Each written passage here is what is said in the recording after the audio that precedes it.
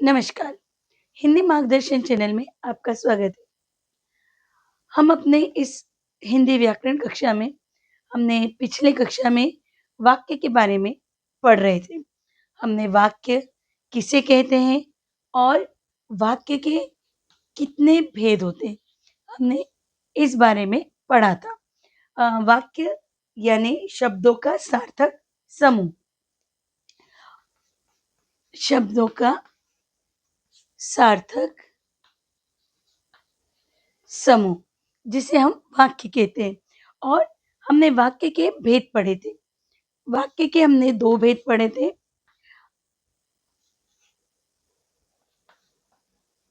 Sorry, वाक्य के हमने दो भेद पढ़े थे, रचना के आधार पर और दूसरा है अर्थ के आधार पर।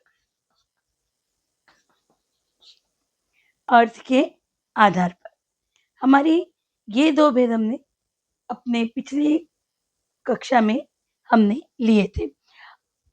अर्थ के आधार पर वाक्य के 8 भेद मैंने आपको बताए थे कि अर्थ के आधार पर वाक्य के 8 भेद होते हैं। अर्थ के आधार पर हम सिर्फ थोड़ा सा रिवाइज कर रहे उन्हें ताकि आपको याद रहे। अर्थ के आधार पर वाक्य के भेद होते हैं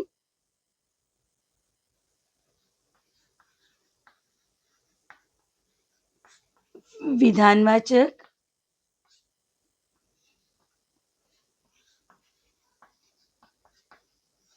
निषेधवाचक,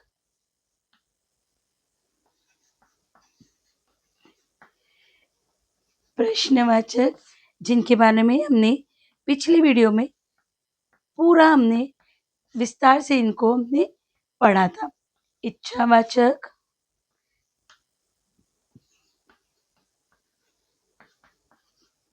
संकेतवाचक,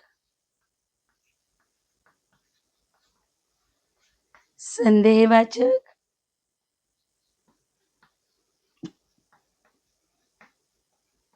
आज्ञावाचक और विस्मय विषय हमने पिछली कक्षा में पढ़े थे। आज हम वाक्य के भेद में हम पढ़ेंगे रचना के आधार पर। ये वाला जो वाक्य परिवर्तन है, ये जो वाक्य का प्रकार है, ये आपको बोर्ड एग्जाम में हर बार कंपल्सरी पूछा जाता है। तो रचना के आधार पर आज हम पढ़ने वाले वाक्य के भेद। रचना के आधार पर वाक्य के 3 प्रकार से भेद होते हैं। सरल वाक्य,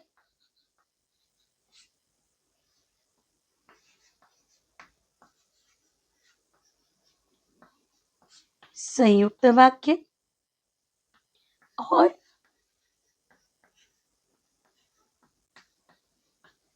मिश्रित या मिश्र वाक्य। ये रचना के आधार पर भेद होते हैं। सरल, संयुक्त और मिश्रित वाक्य। अब हम इनकी एक एक करके हम विस्तार से इनके बारे में समझेंगे। अगर आपको मेरा चैनल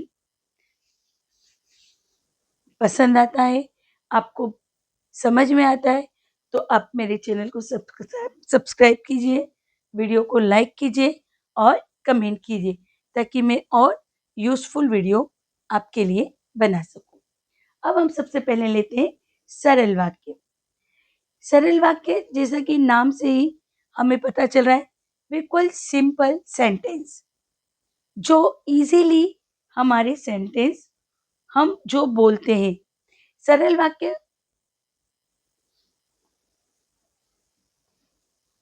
जहां पर केवल एक क्रिया, जहां केवल एक क्रिया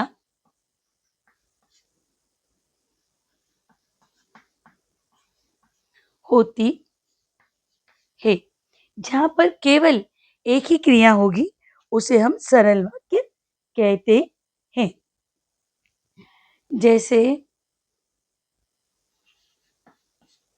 माँ खाना बनाती है। राम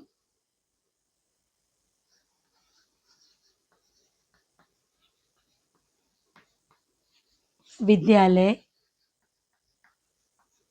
जाता है।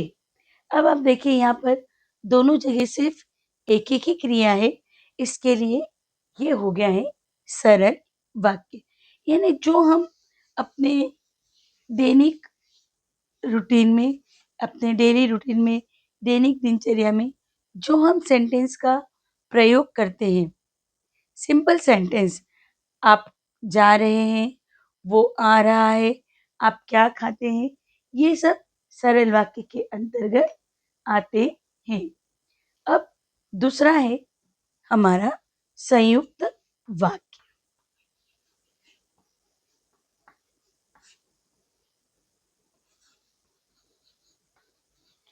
संयुक्त वाक्य, संयुक्त वाक्य जैसे कि नाम से ही ये है कि यहाँ पर एक से ज्यादा सेंटेंस होते हैं।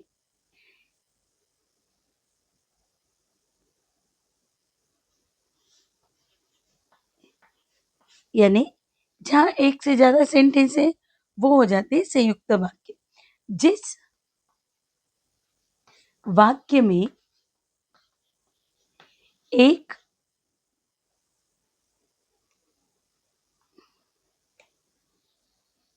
या,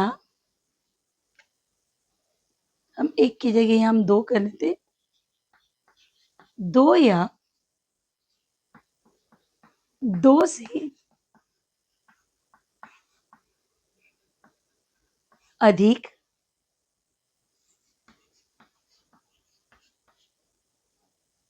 सरल वाक्य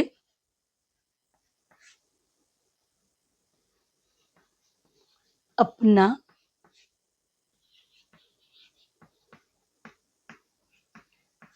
स्वतंत्र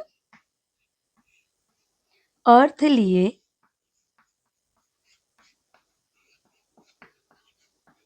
होते हैं और जिन्हें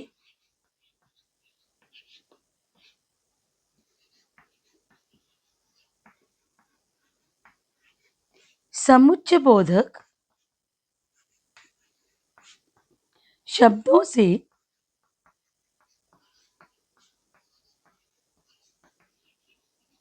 जोड़ा जाता है, उसे संयुक्त वाक्य कहते हैं। यानी आप पहले, सबसे पहले डेफिनेशन समझिए।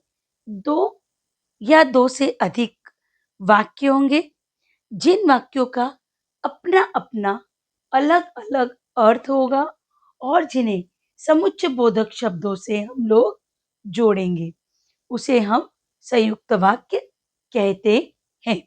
अभी मैं इसको आपको, इसी डेफिनेशन को मैं आपको एग्जाम्पल के साथ आपको एक्सप्लेन करती हूँ ताकि आपको और समझ में आए।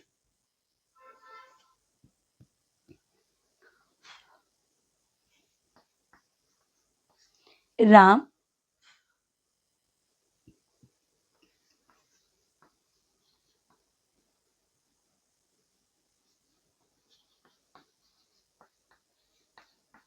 राम विद्यालय जाता है। राम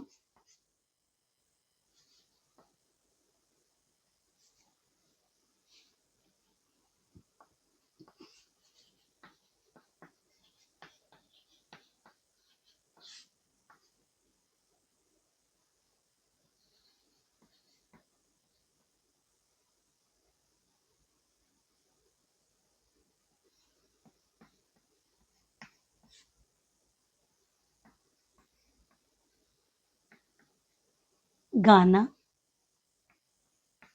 सीखता है। यहाँ भी मैंने दो सेंटेंस लिखे, राम विद्यालय जाता है और दूसरा सेंटेंस लिखा, राम विद्यालय में गाना सीखता है। अब ये दो अलग-अलग सेंटेंस हैं, ये दोनों सेंटेंस का अपना-अपना मीनिंग है, राइट? अब हम इन दोनों सेंटेंस को संयुक्त वाक्य में बदलते हैं। कैसे? राम विद्यालय जाता है और गाना सीखता है। अब यहाँ पे देखिए हमने संयुक्त वाक्य में इसे चेंज किया है। राम विद्यालय जाता है और गाना सीखता है। और क्या हो गया? समुच्चयबोधक शब्द। अब हम दोनों को अगर हम राम विद्यालय जाता है, गाना सीखता है, दोनों का अलग-अलग अर्थ निकालें तो इन दोनों का एक अलग-अलग अर्थ हमें प्राप्त हो रहा है और जिन्हें हमने इस ओर से हमने जोड़ा है, जो है समुच्चयबोधक शब्द। तो ये हो गए हमारे संयुक्त वाक्य, जहाँ दो अलग-अलग, दो या दो से अधिक वाक्यों का अपना अलग एक अर्थ निकलेगा और जो अपना-अपना दोनों वाक्य अपना-अपना अर्थ देंगे और जिन्हें समुच्चयबोधक शब्दों से जोड़ दिया जाएगा। अभी आपको मैं कुछ प्रमुख समुच्चयबोधक शब्द हैं जो जो हमारे संयुक्त वाक्य में प्रयोग होते हैं और अथवा, या, चाय लोगे या कॉफी।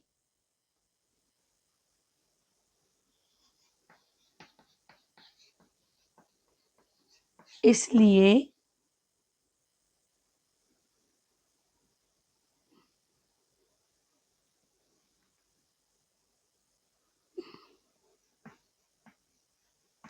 तथा ये हमारे प्रमुख समुच्चयबोधक शब्द हैं जो यूज किए जाते हैं।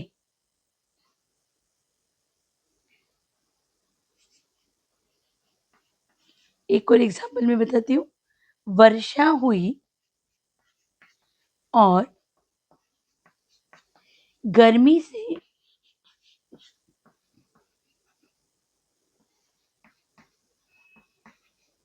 राहत और गर्मी से राहत मिली। यानी वर्षा हुई यानी बारिश गिर गई और गर्मी से हमें राहत मिल गई और इन दोनों सेंटेंस को हमने और से जोड़ दिया। अब देखिए, अब वर्षा हुई इसका भी अलग अर्थ निकल रहा है और गर्मी से राहत मिली, इन दोनों का भी अलग-अलग अपना अर्थ निकल रहा है और जिसे हमने और संयुक्त बोधक शब्द से जोड़ दिया है। आप चाय लेंगे या कॉफ़ी, तो यहाँ हम दोनों का अर्थ निकलता है। आप चाय लेंगे, आप कॉफ़ी लेंगे, तो ये जब दोनों के दो पहचानने के लिए हमें ध्यान रखना पड़ेगा, समुच्चयबोधक शब्द के पहले उसका एक सेपरेट मीनिंग निकलना चाहिए वाक्य का और समुच्चयबोधक शब्द के बाद का भी वाक्य का हमें एक अलग अर्थ निकलना चाहिए। तो वो हो जाएगा हमारे संयुक्त वाक्य। अब हम आगे बढ़ते हैं। अब हमारा है मिश्रित या मिश्र वाक्य। मिश्रित या मिश्र वाक्य। मिश्रित वाक्य में जहाँ पर एक मतलब वाक्य में एक होगा प्रधान वाक्य, एक प्रधान उपवाक्य या वाक्य हम उसको बोल सकते हैं।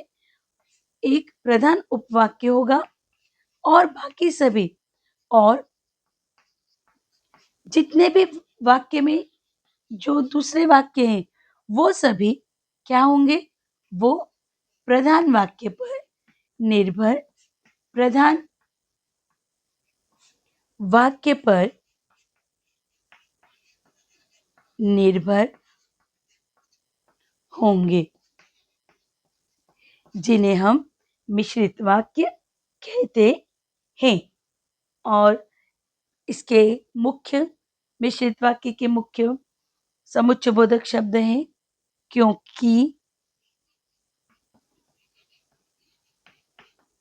क्योंकि, ताकि,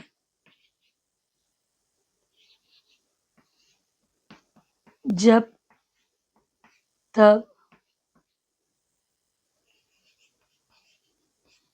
यदि, तो आदि इसके मुख्य समुच्चयबोधक शब्द।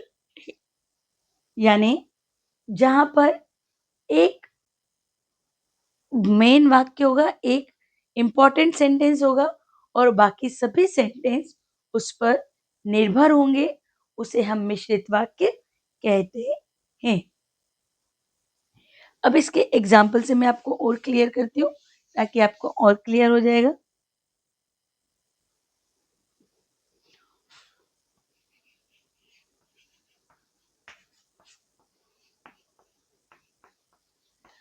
मुझे लगता है कि आपको समझ आ रहा है। जी हाँ, मैं आपका ही उदाहरण दे रही हूँ सभी मेरे छात्रों का कि मुझे लगता है कि आपको समझ आ रहा है। तो इसी बात पर अगर आपको समझ में आ रहा है तो प्लीज़ मेरे चैनल को सब्सक्राइब कीजिए, लाइक कीजिए और कमेंट कीजिए। तो मुझे लगता है, ये मुझे लगता है क्या हो गया? मुख्य मुख्य वाक्य होगा और बाकी आपको समझ आ रहा है, ये हो गया निर्भर उपवाक्य या निर्भर बोल सकते हैं हम, या उसको हम बोल सकते हैं आश्रित आश्रित उपवाक्य। यानी जहां पर एक मेन सेंटेंस होगा और बाकी सेंटेंस उस पर डिपेंड होंगे या निर्भर होंगे, उसे हम कहेंगे मिश्रित वाक्य।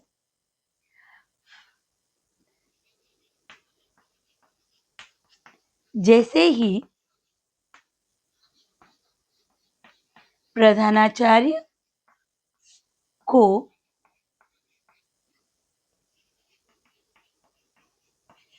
आते देखा,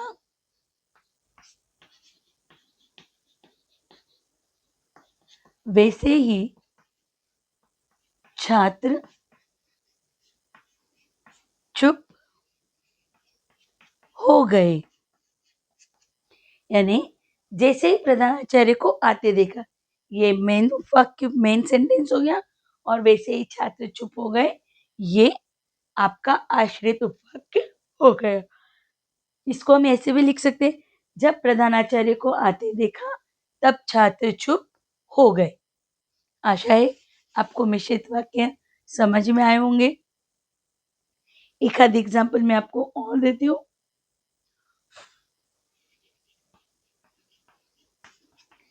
जैसे ही हम बाजार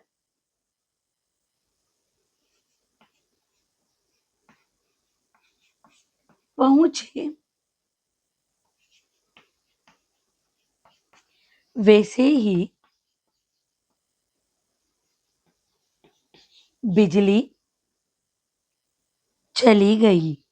यानी हम जैसे ही हम बाजार गए वैसे ही बिजली लाइट चली गई। तो मेन वाक्य हो गया जैसे ही हम बाजार पहुंचे बिजली चली गई, वो हो गया उस पर आश्रित वाक्य, उस पर डिपेंड वाक्य। तो ये हमारे वाक्य परिवर्तन के तीनों रचना के आधार पर और अर्थ के आधार पर मैंने आपको दोनों प्रकार के सेंटेंस को अच्छे से प्रॉपरली एक्सप्लेन कर दिया है। अब आपको उसको अच्छे से रीड करना है और उसकी डेफिनेशंस को समझनी है। मैंने बहुत इजी वे में अपने लैंग्वेज में मैंने उसको समझाने का प्रयास किया है। अगर आपको वो समझ में आए तो आप उस पर अध्ययन कीजिए, वर्क कीजिए। अब मैं आपको कुछ सेंटेंस देती हूँ जिसे हम सरल से संयुक्त वाक्य में बदलेंगे। जैसे सूर्य उगने पर, सूर्य उगने पर उजाला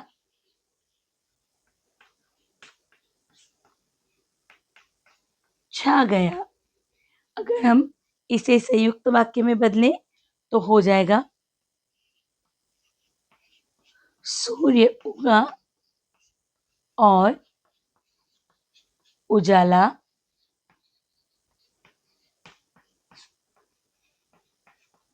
हो गया। फिर अब हम सेकंड में बदलते हैं। वह फल खरीदने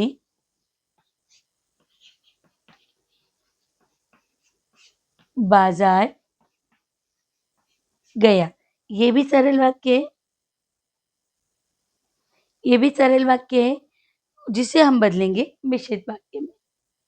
वह बाजार गया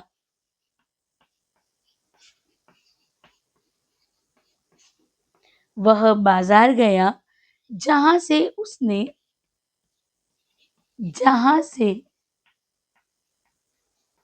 उसने फल खरीदे। देखिए इसमें वह बाजार गया हमारा मुख्य सेंटेंस हो गया और उसने फल खरीदे ये उस पर आश्रित उपवाक्य हो गया। तो ये सरल वाक्य सूर्य उगा और उजाला हो गया। मिश्रित वाक्य वह बाजार गया जहां से उसने फल खरीदे। मिश्रित वाक्य सॉरी फिर से मैं बताती हूँ। सूर्य उगने पर उजाला छा गया सरल वाक्य जिसे हमने संयुक्त वाक्य में कन्वर्ट किया है, चेंज किया है। सूर्य उगा और उजाला हो गया। फिर हमने एक सेंटेंस लिखा है वह फल खरीदने बाजार गया जिसे हमने मिश्रित वाक्य में बदला है। वह बाजार गया जहां से उसने फल खरीदे। वाक्य परिवर्तन अच्छे से समझ में आ गया होगा। अगर आपको यह वाक्य परिवर्तन अच्छे से समझ में आ गया है तो आप मेरे चैनल को लाइक कीजिए, सब्सक्राइब कीजिए और वीडियो अगर बहुत अच्छा लगता है तो आप कमेंट भी कर सकते हैं ताकि मैं आपको जो टॉपिक समझ में नहीं आ रहा है उस टॉपिक पर आपको सरल से सरल भाषा में वीडियो बनाकर आपको समझाने का प्रयास कर सकूं। धन्यवाद।